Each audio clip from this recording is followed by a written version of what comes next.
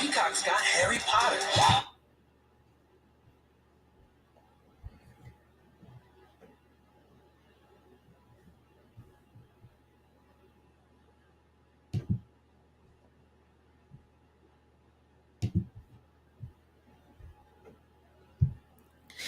All right, what's up, everybody? I see some have already joined, are joining. I do a secret for that.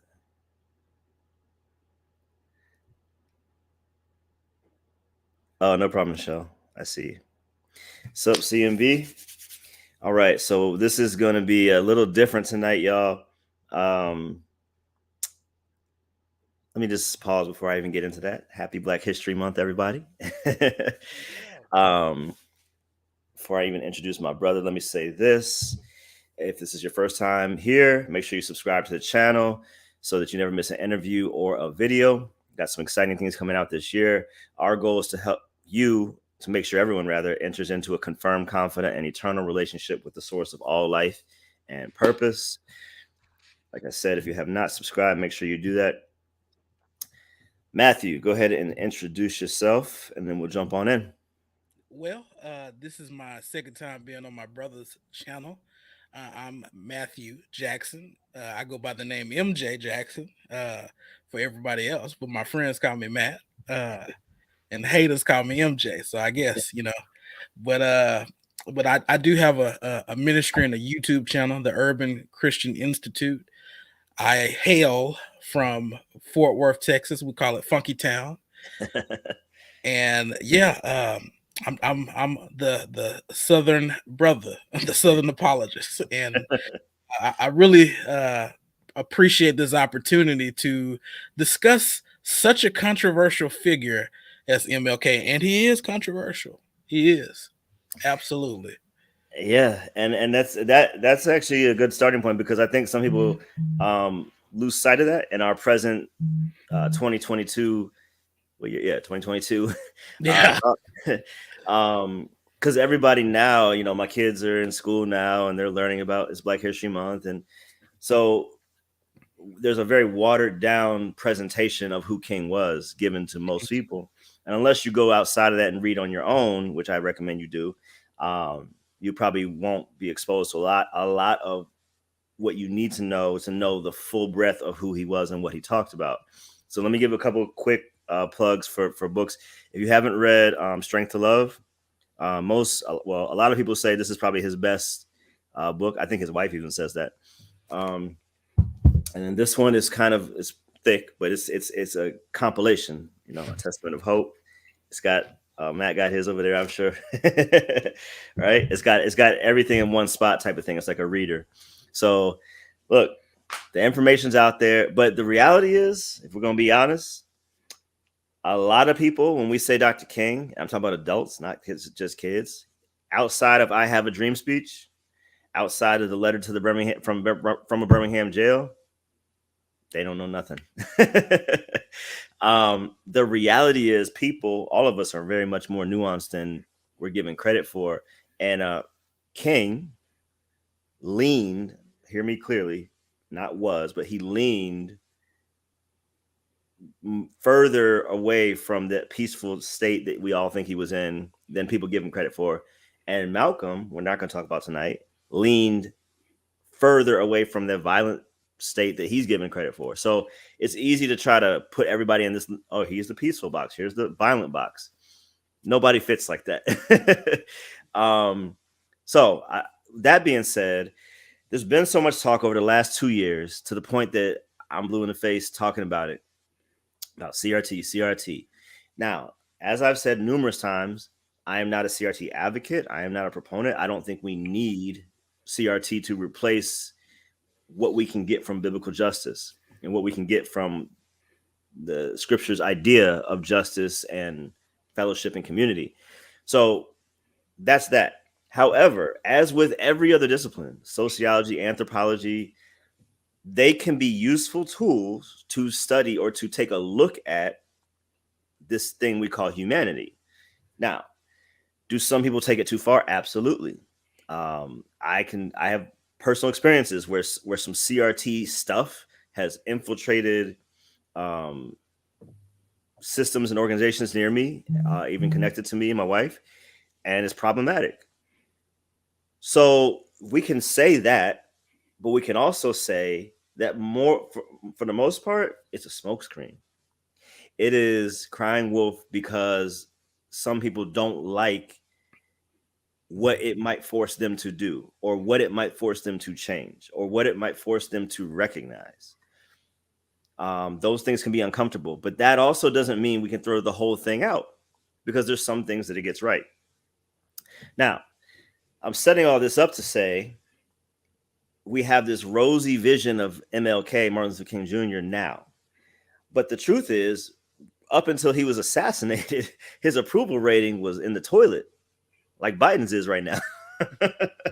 um, so let's not have this revisionist history that everybody loved King while he was alive, and it's so sad to see him go. I put something on social media the other day. No, he did not give his life for any cause. He was killed. He was murdered. He did not choose it. But these things just help us color and understand how we're supposed to understand this man and what he was talking about. Now, to kind of prove the point, and of course, a lot of people who I would want to do this with aren't here on the live with me in the chat, but maybe they'll see it later. Same here. I would love to do this with Vody. Anyway, here's what I need y'all to do who are here, who are in the chat. I'm gonna put some quotes on the screen. All I want you to do in the comment, and we need the audience participation tonight, put MLK or CRT. If you think a CRT proponent or advocate wrote what we're going to put up there, put CRT. If you think MLK wrote it, put MLK. Very simple. And we just want to see if our understanding of what each one said or each position says is accurate, and is there any overlap? Is there any disagreement? I don't know. Let's take a look. What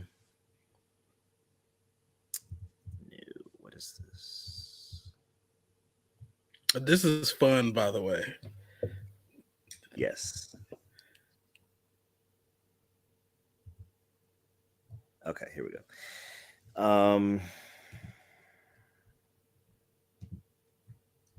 Now, before I get into it, I want to say one thing. So I'm gonna share this quote from King, because I do think, we're not on here saying, oh, y'all need to listen to us, and all you people who don't get it, let us help you get it. I hope you learn, but I'm also realistic to understand enough to know that we don't have it all, and that's okay. But we're willing to admit that. And so King, in light of that, he actually said this. He was talking about when Jesus was on the cross, and Jesus said, "Father, forgive them, for they don't know what they're doing." And I'm setting this up. So the part that I'm on the screen right now, before this, that's what he was talking about. So in reference to that, he says, first, it is a marvelous expression of Jesus' ability to match words with actions. One of the great tragedies of life is that men seldom bridge the gulf between practice and profession, between doing and saying. And I've been talking about orthodoxy, orthopraxy for the last 2 to 3 years. And that's what he's saying here. How often are our lives characterized by a high blood pressure of creeds and an anemia of deeds? Let me just pause. Like, this dude could write. I don't know if that's the other thing. I don't if all you know is I have a dream and letter from, then you haven't even begun to scratch the surface of his brilliance as far as how he puts words together. That's just a sidebar. Anyway, we make fervent pleas for the high road of justice, and then we tread unflinchingly the low road of injustice. This strange dichotomy, this agonizing gulf between the ought and the is, represents the tragic theme of man's earthly pilgrimage. Man, that's good right there. he was a theologian and a philosopher, man. Yeah. The man was brilliant. Graduated high school at 15, undergrad at 19. And we'll talk about this. Went to seminary at 20. So I mean, he was extremely intelligent. Let's just put it out there.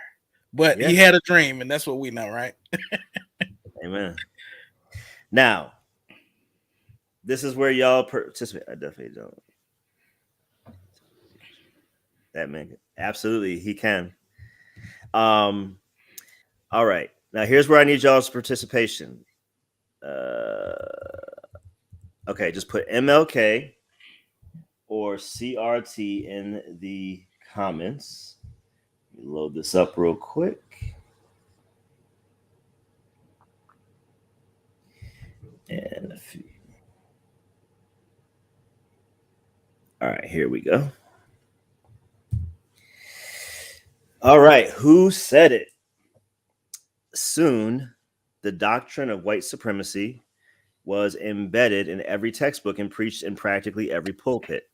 It became a structural part of the culture.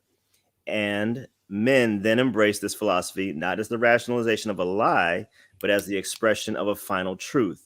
In 1857, the system of slavery was given its ultimate legal support by the Supreme Court of the United States in the Dred Scott decision, which affirmed that the Negro had no rights that the white man was bound to respect. MLK, I see one that says MLK. What do y'all think? What do y'all think? Okay, I see it. I see you, Alejandro. What y'all think? I mean, the quote is saying that racism was baked into the structure. Where do we hear that from? That's a good point. I didn't even think about it that way. Who makes that claim that racism was foundational? MLK, MLK, MLK. All right. So it Don't looks be like Googling.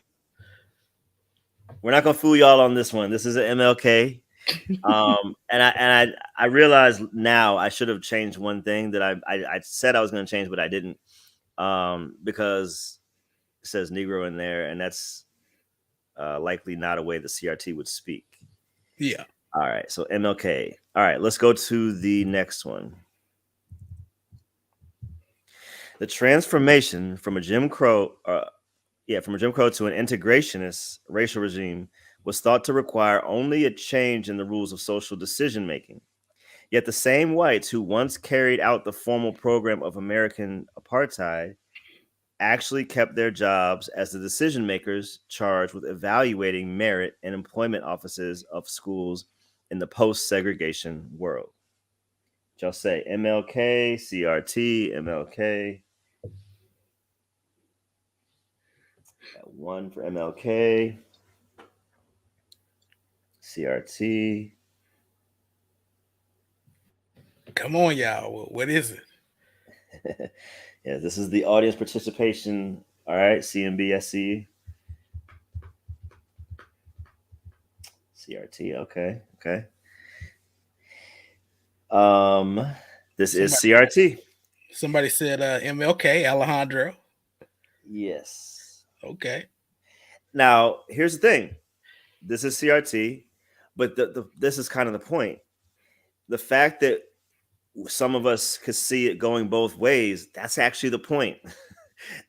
That some things that some people find so objectionable from CRT advocates or writers, they don't realize that civil rights advocates and abolitionists such as MLK said similar, if not harsher or more hardcore things. Said I'm trying. All right, let's go to the next one. This does not imply that all white Americans are racist. Far from it. Many white people have, through a deep moral compulsion, fought long and hard for racial justice. Nor does it mean that America has made no progress in her attempt to cure the body politic of the disease of racism, or that the dogma of racism has not been considerably modified in recent years. However, for the good of America, it is necessary to refute the idea that the dominant ideology in our country, even today, is freedom and equality, while racism is just an occasional departure from the norm on the part of a few bigoted extremists.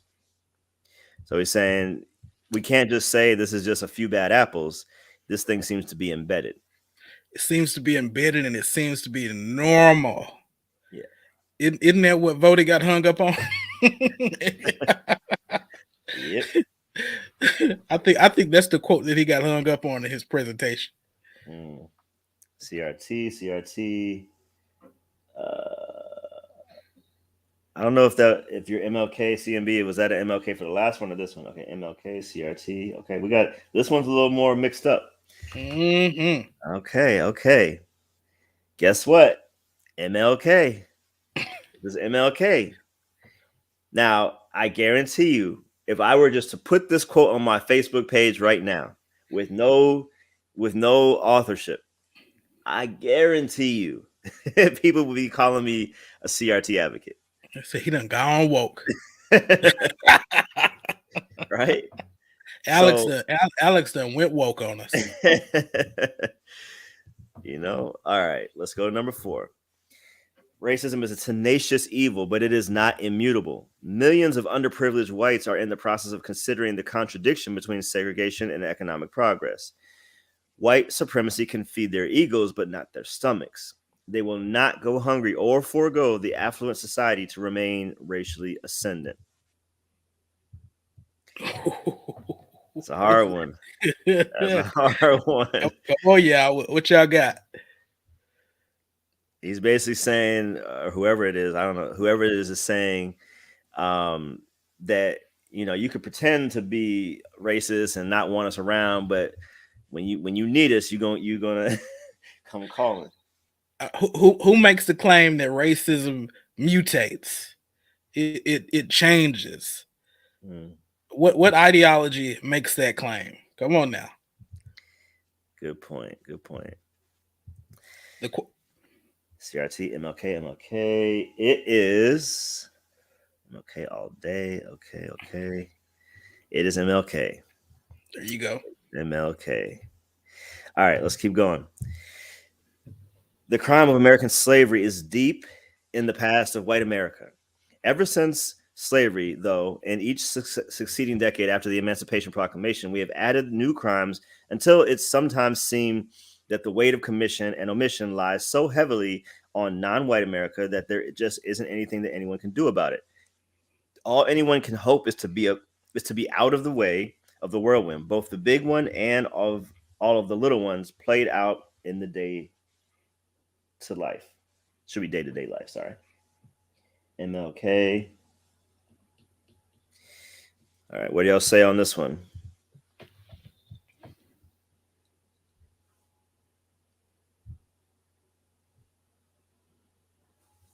What y'all got, good people? CRT, MLK, CRT. You don't know. He'll be through his hands up. They'd be all over MLK today. Yes, they would. I'm gonna go CRT. Yes, it is CRT this time. MLK. Nope. See, gets a bit confusing. All right, let's go next one. The white liberal must affirm that absolute justice for the Negro simply means, in the Aristotelian sense, that the Negro must have his due.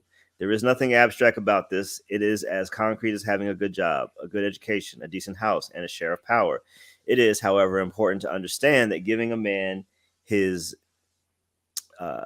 due may often mean giving him special treatment. I'm aware of the fact that this has been a troublesome concept for many liberals, since it conflicts with their traditional ideal of equal opportunity and equal treatment of people according to their individual merits. But this is a day which demands new thinking and the reevaluation of old concepts. A society that has done something special against the Negro for hundreds of years must now do something special for him in order to equip him to compete on a just and equal basis. The white liberal must rid himself of the notion that there can be a tensionless transition from the old order of injustice to the new order of justice.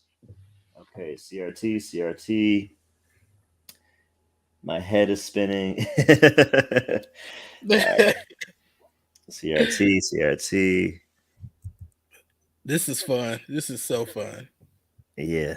Like I said, because like you said, if we just posted this, man, folks would be throwing rocks. Guess what, y'all? MLK. MLK. I actually meant to change this one, but I forgot because I left the Negro in there because that's how he wrote and talked. I thought that was a giveaway, but even with that, it was confusing, right? Even with that, it's confusing. Okay. Next one. English colonists gradually came to prefer enslaved African labor over indentured Europeans. By the end of the 17th century, the number of slaves had increased dramatically. As slavery became entrenched as the primary source of agricultural labor, slaveholders developed a complementary ideological structure of racial categories that served to legitimate slavery. The formal legal system was tailored to reflect these categories and enforce slave labor.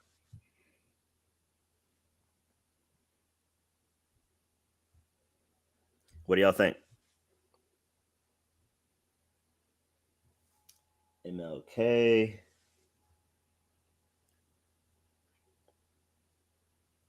Come on, y'all. Only two choices. Dang. CRT, CRT, MLK, CRT. Somebody said, dang.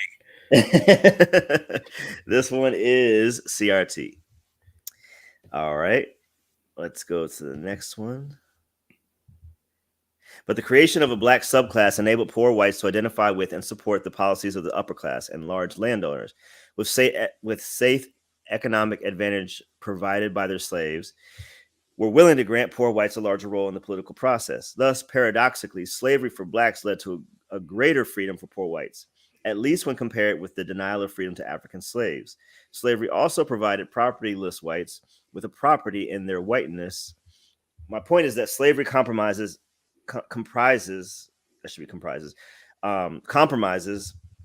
a set. Oh, sorry. My point is that slavery compromises set a precedent under which black rights have been sacrificed throughout the nation's history to further white interests. Okay, what do y'all say on this one? This one, I'm even confused.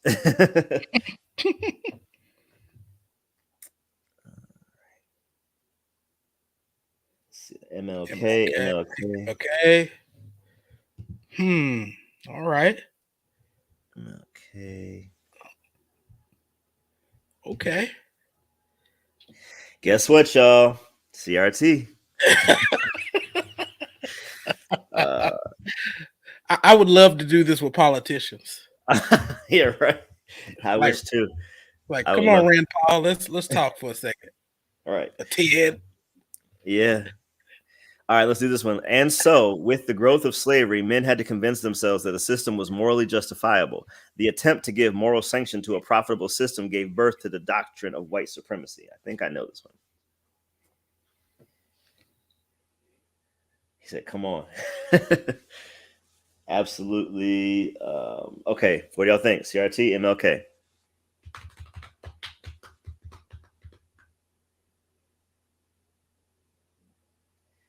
Point made. He's like, stop the charade, man. I can't do anymore. CRT. All right, we're almost done. There's like two more, I think. CRT, MLK, MLK, CRT. Matthew, you wanna?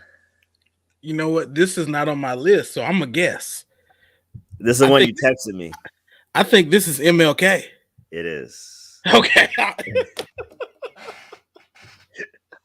I did not have this one on my list. Yeah, that was one you sent me ahead of time. Yeah. All right, y'all. Nah, CRT. Okay. What about this? Since the institution of slavery was so important to the economic development of America, it had a profound impact on shaping the social, political, legal structure of the nation. It's a lot in there, y'all. It's a lot. It's a lot of structure talk, right in this quote. Yes.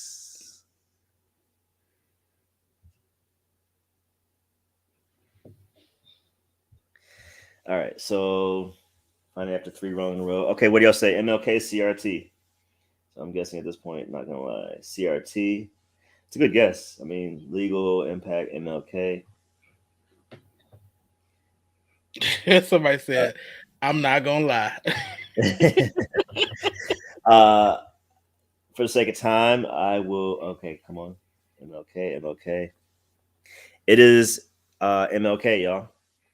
But listen, look at the screen. The institution of slavery, economic development, social, political, legal. I don't know if everybody's aware, CRT started out as primarily a legal analysis framework, right? But here it is, King. Maybe, well, it actually wasn't too much before kind of CRT, before people nowadays heard of it, because it started in the 70s. But King was killed in 68. So he was saying and writing this stuff, and he wasn't the only one long before that. And that is it. So listen, I hope, like I said, this is not really the group that needs to do this, probably, I'm guessing, I don't know who all is in the chat, but share this with somebody else. Share this with some people who you know think they know King well, think they know the African American history or experience well, and think they know CRT well, but they don't. Matthew, anything you want to say real quick before we move to the next part? Well, just to kind of point out why this was important. Me and you and Adam Coleman got together last month, and we were dialoguing and just commenting on the conversation that took place on a well-known Christian apologist channel with Coleman Hughes. Mm-hmm. Now, if anybody listened to the whole thing when he got to the end, he talked about CRT, and he talked about how the framers of that framework were really disillusioned with with what Martin Luther King wanted, with what Dr. Martin Luther King wanted, and they wanted to move away from it. This is what Coleman Hughes said. Coleman Hughes is not an idiot. Coleman Hughes is not a dummy. But this is what happens with Dr. Martin Luther King. People cherry pick not even all of what he says, but they go after that one speech, that one "I have a dream."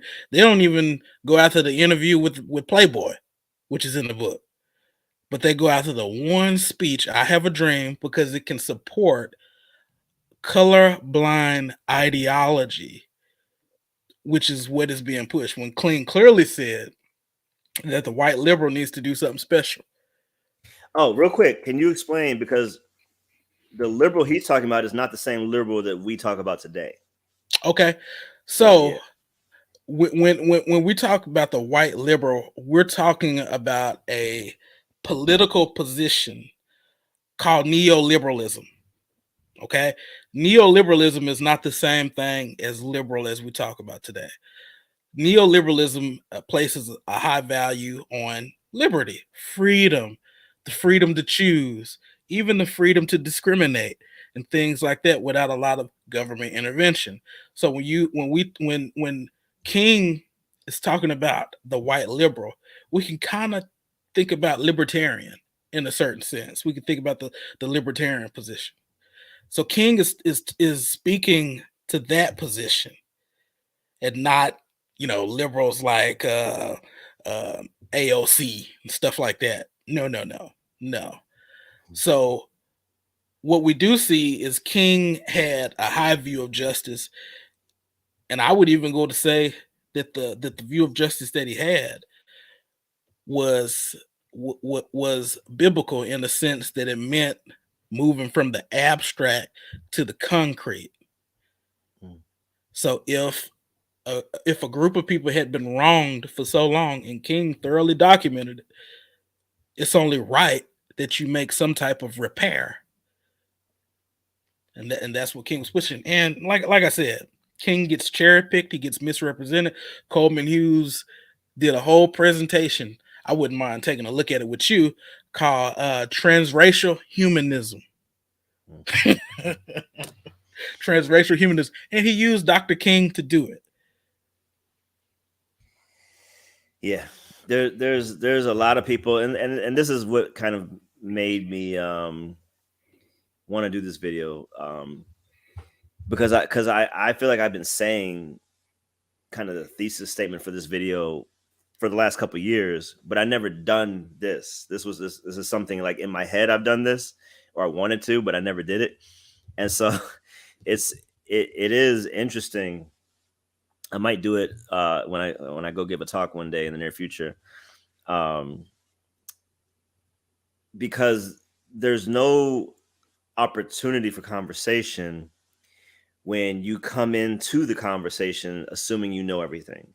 That's number one. Number two, there's also no way forward often when you come in, and I know now this is gonna call me CRT, and you're not willing to listen to other people's, not just their stories and experiences, but the history of other cultures and people groups. So studying or going to school, learning Black History Month stuff, that's not the same as really understanding the nuances and the um, totality of the history of Africans or African Americans in this country. But that requires a level of humility to say, maybe there's some things I don't know. Maybe there's some things that my history book can't tell me. Maybe my history book's not even right. Because I'll tell you, most of all of this stuff I learned after I graduated college. So I'm not trying to denigrate the college. It's just saying that sometimes if you really want this information, you're going to have to go get it yourself. But even if you don't, whoever's listening later, even if you don't, at least have some level of humility to say, maybe I just don't know as much about this as I think I do. If you're banging on CRT and you've never read CRT primary sources, that's a problem. And I'm not saying read them so you can learn and then come on board with them. I'm saying just read so you know who you're talking against. I've read Muslim scholars, atheist scholars, so that I could understand, so that I could respond effectively or properly. And we as Christians need to take that same approach, because what I see often is it's not just against society, but it's Christians and against Christians calling each other social justice warriors and you're this, you're CRT. Just saying the word justice, just saying the word equality, just saying the word equity, those are not unbiblical things. In fact, they're rooted in biblical kingdom principles. So, but even if you don't co-sign the Bible, this is basic human parameters for fellowship. And no one, well, some people may. I'm not, King wasn't, we're not advocating for special privileges or treatment, but the playing field needs to be evened because of past injustices. And evening does not mean taking an opportunity from someone else to give it to a Black person. It means recognizing all of the issues that have sprung forth from a society grounded in and based on racism. That doesn't just go away. It's not like a vapor. I think people think, oh man, slavery's dead, racism's gone, segregation's gone, we're all good. No, it doesn't work like that. There are human beings with minds, with memories, who were alive then, who are alive today, who have kids today. This doesn't just vanish. So simply talking about it and simply unpacking it is not hurting us or anybody. Now, with that being said, let me get off the soapbox. Matt, was there a couple, 2 or 3 of these quotes that you wanted to specifically go into and kind of unpack in detail? Yeah, I mean, I would like I'll put it back. people. Which one? Tell me. I'll put it back up. Okay, let me pull it up on my end. Okay.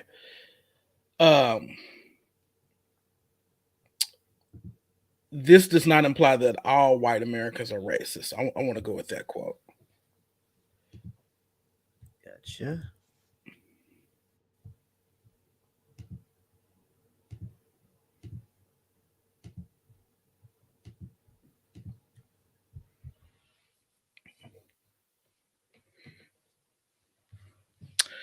And while we're talking about this quote, let's be perfectly clear, because when we start talking about Dr. Martin Luther King and we start giving him big ups or anything like that, a lot of times what happens is evangelicals will begin to critique his theology, and in an attempt to say that we should be a little bit more moderate in our admiration for Dr. King. But I just want to put it in context real quick that when Dr. Martin Luther King graduated high school, he was 15. Okay, he was 15 years old. It's pretty big deal. He finished undergrad at 19. And he went on to seminary and probably finished that within the next 2 to 3 years in his early 20s. The evidence that we have for Dr. King's quote unquote on orthodoxy are papers that he wrote when he was in seminary, Crozier Theological Seminary, which is a liberal seminary.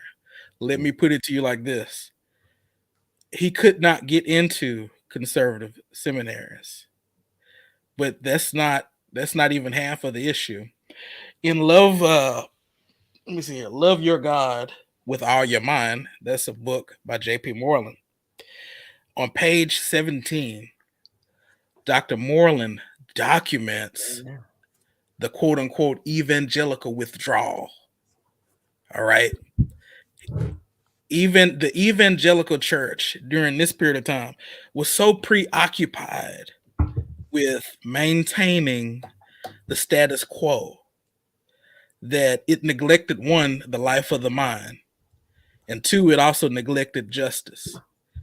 And what happened? The doors were open to capture our best and brightest among us. And so what happened? It was three things, three vacuums, three issues. You had the philosophical attacks from Hume and Kant, no answer for them. Then you had German higher biblical criticism, no answer for them. But like I said, you wasting your time maintaining the status quo. Yeah. And then you had the issue of Darwinism. And so, what is a person like King to do? And I'm not making excuses for the brother. I'm just saying, instead of being busy maintaining the status quo and being anti-intellectual at that, seriously, this is a well-documented fact that the fundamentalists, the evangelicals back then, were anti-intellectual. We're not interested in bettering society. They left that to the liberal. They gave it away, so to speak, which is my argument today. Why are we giving away justice to the social justice warriors? Why are we giving that away? So when MLK is in seminary, he's associating these things, these habits, these attitudes with fundamentalism, and he's associating it with orthodoxy. But let's just put it to you like this, and I think Dr. Carl Ellis said it best, that good theology has two sides. Good theology consists of orthodoxy, and the other side of the coin is orthopraxy. Let it be known that when you stand before God, it's going to be about what you did to the least of these. What you did.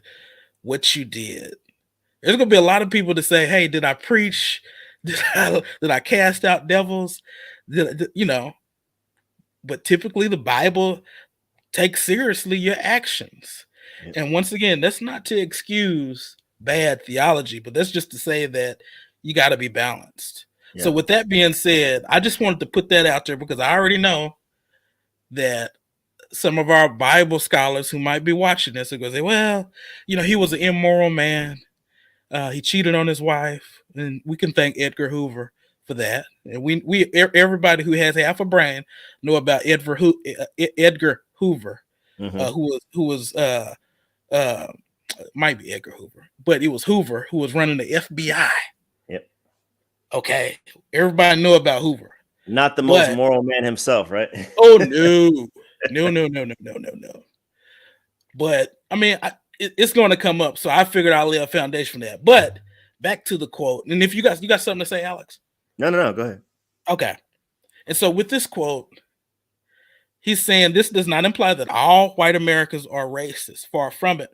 Many white people have, through a deep moral compulsion, fought long and hard for racial justice, nor does it mean that America has made no progress in her attempt to cure the body politic of the disease of racism, or that the dogma of racism has not been considerably modified in recent years. However, for the good of America, it is necessary to refute the idea that the dominant ideology in our country, even today, is freedom and equality, while racism is just an occasional departure from the norm on the part of a few bigoted extremists. Okay. So, once again, We're not talking about individual racists. We're not talking about that. And when you talk to people about racism, there's this tendency to always want to define racism in individualistic terms. Martin Luther King ain't doing that. Martin Luther King is speaking of something else, and he's speaking of that which is baked into the structures of America. That's what he's talking about. And he's not saying that we haven't came a long way. We Right. have made progress. A lot of times people get upset when you talk about racism because they think that you're saying that we have not made progress. We have made progress, right? But Right. but what's the goal? Oh, you must want a utopia. No, I don't want what Marx want. What I want is for America to be judged by the standard revealed in God's revelation, both general and special revelation. Righteousness upholds a nation. And Righteousness. I my bar is lower, maybe just because I don't hold out a lot of hope on. I mean, not in a broad sense, but in this specific sense. I just want honesty. Like I would set like should African Americans get reparations? Absolutely. The only group on the planet that suffered an injustice of this kind to not get reparations is African Americans. So that's that. Japanese got it here. Jews got it in Germany and other places. But I don't expect it to come. So I'm not holding my breath. But if people, if we can collectively say, I mean, I know there's always going to be clans members. Like, I'm not talking about the super extreme people. I'm talking about those who consider themselves normal functioning members of society, but they still have the wrong idea about King and the wrong idea about CRT and the wrong idea about Black people in general and history. Those people. If we could just get everyone to acknowledge racism is real, it exists, and because of the nature of racism, it cannot be anything but systemic. The same way, like you said, we're it's not that we haven't made progress. Of course, we've made progress, but I've used this example a lot, and I'll use it one more time. If you have a cake that you're baking, and in that cake, there's all the ingredients, the eggs and the flour and all that, but there's a little bit of poison. It's in the cake. You can't see it. It's in there though. The only way to get that is out of the cake is to cut it all the way out, if you could find it, or throw the whole cake away. I.e., you would have to start this country over. You have to have a do-over like this. That's not going to happen. So for me, we're not going to have a do-over. Reparations probably won't happen. So can I just settle for it being honest and just saying, you know what? The reality of the history of this country is, and lay it out. Just like King laid it out, just like some CRT proponents laid it out. But we still are arguing over the historical facts. Like that's the part that gets me. Like there's some stuff that you can have opinions on, but some stuff is just factually what happened. Why are we debating that? Motives don't matter. I'm talking about what actually happened. And what actually happened to King, what actually happened to Africans in this country. Like these things actually happen and they have long-lasting generational effects. There's no way that from 68, which to now is, I know we have Gen Z, Gen X, but really, our parents were born then. That's that generation. We're one generation removed. So the time, not only have we made progress, but the progress that people I think imagine that we could have made or think that we made is not even possible to make in that time. So there's two things. Like we've made a lot, yes, but there's no way we could have made all of it because that's just unrealistic. What do you want to add on there? I mean, and we're just keeping it real. And what we're not going to do is preach the gospel of America like our brother Vody does. And I can give Chris Bryan Samuel credit for coining that new doctrine. He should write about that, by the way. If you're listening, Yes. Chris, you should really write about that. The Gospel of America. That's the title of your book. I'll take 10% off the top of your royalties for that title, if you're listening. But I mean, what we're not going to do is romanticize America. We're gonna be honest. And one of the disagreements that MLK had with liberal theology, because he disagreed with both sides of the aisle, was the goodness of man. Martin Luther King believed in the total depravity of man. Yeah. Oh yes, he did. It's was it Malcolm Muggeridge? I think he said the depravity of man is at once the most intellectually resisted fact, even as it is the most empirically verifiable thing. Mm. So we have all kind of data to prove, essentially, and at least to me, um, and humanity, we're pretty bad, or we have capacity to do some awful things, and a lot of humans have, and even if we haven't, the thoughts that we have, and um, things that we think about, just if we're honest about it, there's some depraved, there's some, I would say, sinful or wrong thoughts.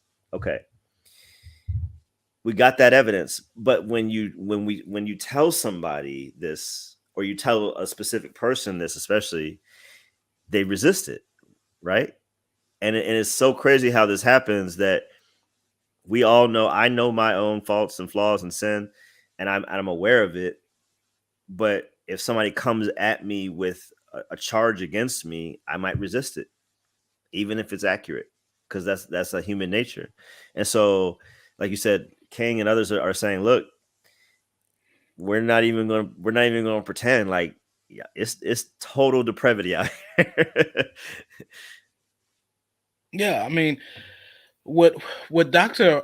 Martin Luther King was advocating for, because what he's often touted as the mascot for colorblindness and um, anti-individualistic racism. It's almost as if he didn't recognize anything structural, right? But what Dr. Martin Luther King was beginning to do later on, before his death, was really deal with what he would call the three evils. And those three evils was, one, poverty, right? Jesus never said poverty was a good thing. Okay. He might have said that the poor you have with you always, but he never said poverty was a good thing. Poverty is a bad thing. Right, Poverty is not human flourishing. right, So poverty, racism, and militarism, which is for the Christian nationals who love to use Dr. Martin Luther King as a mascot. That's a no. Don't ever talk about the wars that America has been involved in for several reasons. Dr. Martin Luther King began to really to he you don't get this type of analysis anywhere. A lot of people don't even know why the Vietnam War started. Hmm.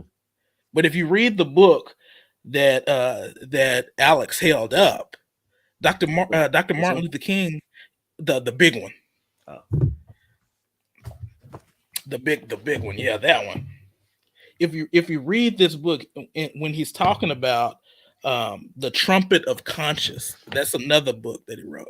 He's talking about the trumpet of conscience. He's going in on how Vietnam had basically almost like a civil war. They was able to get the French out of there, and when they declared their own independence, America wouldn't even recognize it. The American government refused to recognize it, and instead sided with a nasty dictator. Now, tell me you haven't heard that story again. Isn't half of the wars that we've been in because we've backed up Assad? Because once we backed up Saddam Hussein till he started tripping. We pretty much trained the Zetas down in Mexico. Uh, we sent We've sent guns and money to guerrillas down in South America and Mexico, and pretty much we allowed them to fund we allowed them to get their funding from selling dope over here. Yeah. Dr. Martin Luther King was speaking about the issue of militarism. This is militarism. And it's amazing that you always hear people talk about, hey, we have to be more responsible with the budget, right? Mm-hmm. We have to be more responsible with the budget. We gotta cut out all this spending. But nobody ever talks about the military budget. But guess who did talk about the military budget? Dr. Martin Luther King. So no wonder why he was pissing people off. No wonder. And then he begins to turn his attention not only to helping black people, but he was working to help those sanitation workers on both sides of that, regardless of their color. He was beginning to unite people. He was dealing with class. And our critical race theorists would call this intersectionality, race and class intersecting at a certain point. But he was beginning to do that. And that's what aggravated the status quo the most. And like I said, you can see that in his writing, and you can see that even in the writings of Derek Bell. And so I just asked the question, do we really know who Dr. King was? Now, like I said, a lot of people say that he wasn't saved. But in his own words, when he was getting ready to get shot, he said, I began to call on the gods of my father. Look, when you're getting ready to have a car accident, Jesus might be the only thing you know to call on. What my Bible tells me is that whosoever calls on the name of the Lord shall be saved. Right. That's what my Bible tells me. And all of that head knowledge or theological inquiry and insights, all that go out the window when you in trouble and you don't know nobody else to call on but Jesus. So I'm not going to judge Dr. Martin Luther King for papers that he wrote early in his life. But what I will do is look at the whole body of work. Did he have some issues between him and his wife? Probably. But that's their business. That's between them two. That's none of my business. That's none of my business. But I asked the question, do we really know who Dr. Martin Luther King was? Do we really know it? And I don't think that we do. That's excellent, man. Excellent. Before we get out of here, I'll do a couple more quotes. But I, as you were talking about the wars, and I was trying to find, I was reading something earlier, but I can't find exactly what I was reading, but I did find this. This is in the Strength to Love book. He says on page 42, such is the persistent story of mortal life. The oceans of history are made turbulent by the ever-rising tides of revenge. Man has never risen above the injunction of the lex talionis, life for life, eye for eye, tooth for tooth, hand for hand, foot for foot. In spite of the fact that the law of revenge solves no social problems, men continue to follow its disastrous leading. History is cluttered with the wreckage of nations and individuals that pursued this self-defeating path. Jesus eloquently affirmed from the cross a higher law. He knew that the old eye for an eye philosophy would leave everyone blind. He did not seek to overcome evil with evil. He overcame evil with good. Although crucified by hate, he responded with aggressive love. What a magnificent lesson, he says. Generations will rise and fall. Men will continue to worship the God of revenge and bow before the altar of retaliation. Man, I tell you, this dude could write. Okay. But ever and again, this noble lesson of Calvary will be a nagging reminder that only goodness can drive out evil and only love can conquer hate. I'm done, man. That is timeless writing. And I mean, I could listen to his speeches and read his writings all day long if I had the time. Amen. Go ahead. I was just going to say to those who believe in the sovereignty of God, God ordered Martin Luther King's footsteps, and he used him for his glory. He used it for his glory. We shouldn't frown on that, but we should also be honest about the robust impact and not try to reduce Dr. Martin Luther King down to one "I have a dream" speech that's for political purposes. Wow. Wholeheartedly agree. I want to look at one more quote. Let's see if I can find it.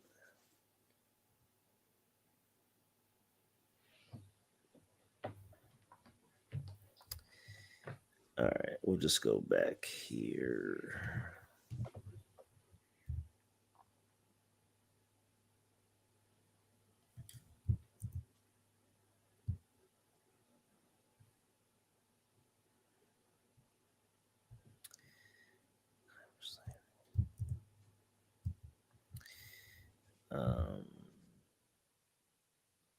It's the one you just did? No, I don't think I did that one. Okay. The crime of American slavery is deep in the past of white America ever since slavery, though. And in each succeeding decade after the Emancipation Proclamation, we've added new crimes until it sometimes seems that the weight of commission and omission lies so heavily on non-white America that there just isn't anything that anyone can do about it. All anyone can hope is to be out of the way of the whirlwind, both the big one and all the little ones played out in the day-to-day life. Now, this is a CRT quote, but here it doesn't really matter. And that was the other point that they were largely saying the same thing, which is kind of that's why I say it's a smokescreen, because you can't wholeheartedly embrace King and wholeheartedly refute CRT and do both with a logical consistency. You just can't do both. So that's what we were trying to show before. So now I can quote the CRT person and still unpack it because it still has some truth in there. Now, there's no way for me to express this in words. It's just something you have to live. And so when people talk about you have to, where Vody push back on you got to know their experiences. It's all about experience.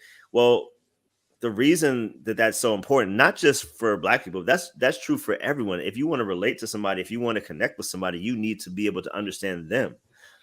But when you have a collective of an entire body of people, of millions of people who all look alike, with a collective history, then that's the reason that you either have to get each individual person's history or find some kind of way to categorize the things that are common to that group. That is a logical. Every sociologist, anthropologist will tell you this is how we do. This is what we do. This is how you study cultures. And I was a sociology major as well. So I say that because there are things in the day-to-day life, just as a Black man in America, that it's not going to make the news. I was having this conversation yesterday or a couple of days ago with somebody. Most instances of racism never make the news because everyone lives. The only time it makes news is when somebody dies. So in my life, there's been numerous times that something racist was done, said, or experienced, whatever the case. And unless you talk to me, you won't know that. And so this is the issue, because you can't get an insight into that day-to-day life unless you live it or talk to someone who does. So that's not me advocating for you got to listen to everybody's story and that's the only way you can know truth. I'm not saying that. My conference is called Proof for the Truth. Y'all know me better than to say that I have that low view of truth. I have a very high view of truth. But what I'm saying is that there are different methods by which you can attain truth. So epistemology is how you know what you know. You can read books. That's one way to learn something. I don't just mean on this topic. I mean in general. You can read books. You can listen to someone else. You can experience it yourself. You can do a scientific experiment. There's lots of ways to attain or obtain knowledge. One of those ways is through talking to people who have experienced certain things that you haven't. It's not the only way, but it is a valid epistemological resource that we do have as human beings. There's nothing wrong in saying that. So when people start saying, "Oh, we gotta listen to everybody's story," yeah, you can make anything sound bad when you say it that way. But the reality is, if you want to learn about any person on the planet, that's what you got to do. Every politician, every 2 years, 4 years, whatever, they try to tell us their story in the way that makes them look the best because they want you to know them so you'll vote for them. We understand this in every area of our lives. But why is it then when it comes to King or when it comes to CRT or when it comes to listening to people's stories in this specific venue or realm, some people can't go there. They're like, no, why we gotta listen to them? Just preach the gospel. Just but in every other area of your life, this is one of the ways you obtain facts and truth and understanding of people. So why turn that off here? And that's the disingenuous part that for me is frustrating, and that's kind of why we wanted to do this. So I just want obviously everybody can go look at this later, but with this quote here specifically, understanding that getting better does not mean perfection. I love watching football. If you start your drive on the 1 yard line, the end zone is 99 yards away. You got to the 10. That's good.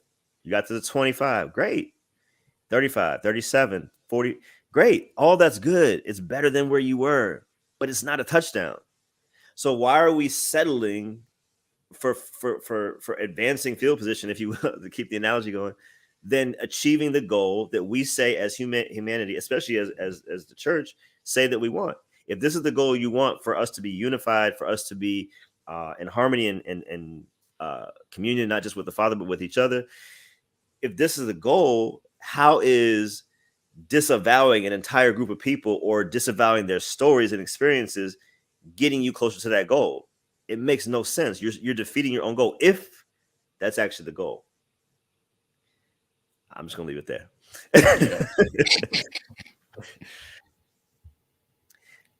Any other things you want? Any other quotes you want to talk about, or anything you want to put up before we close out? No, like I said, I appreciate you reaching out to me, allowing me to come on my soapbox on your channel. But I mean, I think this is important because once again, just to kind of point back to loving God with all of your mind, this is what it means to uh, worship God in the life of the mind. I mean, if we want to represent things the way they really are. We want to remember and represent Dr. Martin Luther King the way he really was. We're not trying to score cheap points, cheap debate points, but we want to be people of truth, and also people who embrace the intellectual life of the mind, because we're looking to worship the Lord not only with all of our heart, not only with all of our soul and spirit, but also all of our mind. And we do that by representing people truthfully. And that's just my heart on this. And I hope people would really take the time to engage these issues critically and thoughtfully to the glory of God. Amen to all that, brother. And listen, y'all, stay tuned. All this month, because it is Black History Month, I'm dedicating either my interviews or videos to something connecting not just Black history, but Black history, Black church history. Got some special guests coming on. I guess next week we will be, I guess it pertains to Black history, not in the way I want it to. So I'll just put it out there. So a little teaser. Me and some friends will be reviewing Candace Benbow's Oh latest God. book. Latest book. So don't miss that next Thursday. I've been reading it. Y'all know how we do here. We're faithful. If we're gonna critique something, we'll read it, even if we don't want to. But yeah. So tune in next week. But I think it is important in this way because she does. I think see herself as speaking to Black women specifically, not only but a lot of it, and she's not telling them the truth. So in that way, I do feel like we, the body needs to step in and say, okay, we want you to have everything she wants you to have and be everything she wants you to be, but how she's trying to get you there and how God wants to get you there is two totally different pathways. So tune in next week for that. I just saw my brother apologist in Detroit jump in. He'll be on at the end of the month. with Pastor Isaiah Robertson. MJ, what you got coming up? I'm gonna be reaching out to apologists in Detroit because we have to get back doing our drive-bys on Fridays. We got to get back to doing our freestyle Fridays, but no, I do have some debate reviews coming up. I just gotta, I'm snowed in right now, so hey, I'll sit down and actually start working so we can go ahead and get that done for this month. So be on the lookout. Awesome. Listen, thank you all to the moderators. Thank you to everybody in the chat. Thank you all for playing along tonight with the game. Share this with somebody. Go back, rewatch it. Maybe there's some ones you missed, and you gotta reread that, re-listen to it. Hey, go get anything he wrote, but Strength to Love, or get this one. It has almost everything in it, or at least snippets of everything. On a totally separate note, get this just because it's a good book. It had nothing to do with what we talked about tonight, but it's good and you need to get it. All right, that's by J.P. Moreland. Yeah, I really appreciate you, Matt, and keep doing what you're doing. Appreciate everybody jumping in, and until next time, peace.